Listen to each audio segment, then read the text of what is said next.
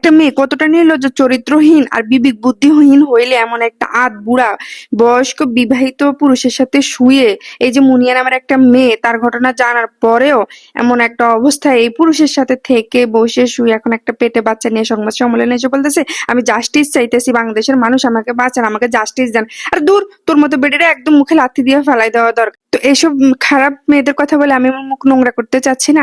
আমরা যারা ফেসবুকে নতুন কাজ করছি, তো সফলতা পেতে হলে প্রত্যেক মাসে আমাদের একটা ভিডিও ফর ইউতে নিতে হবে। এখন একটা ভিডিও আমরা ফর ইউতে নেওয়ার জন্য আমাদের কি কি করা উচিত? আমাদের করা উচিত এরকম একটা ভিডিও, যে ভিডিও হবে যথেষ্ট কোয়ালিটিফুল একটা ভিডিও, সুন্দর ভিডিও, যেটা মানুষ আগ্রহের সহিত দেখবে। এবং ভিডিও শুধু হলে হবে না, ভিডিওর সাথে সাথে ভিডিওর কথাগুলো হতে হবে যথেষ্ট মার্জিত, সুন্দর, জ্ঞানমূলক, তথ্যমূলক, যেটা কিনা মানুষ আগ্রহের সাথে নিবে। তবে আমাদের রিচ, এঙ্গেজমেন্ট, ফলোয়ার সবকিছু বাড়বে এবং কি ফেসবুকে আমরা সফলতাও পাবো।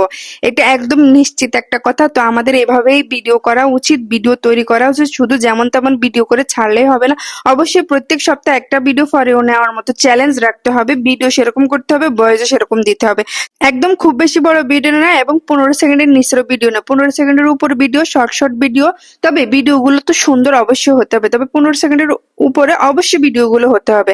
তো যাই হোক, এটা ছিল আমার একটা মুরগি রোস্ট। আপনারা দেখেছেন এখানে আমি কি কি ইউজ করেছি, আর শেষ পর্যায়ে আমি কিছু মাওয়া দিয়ে দিয়েছি।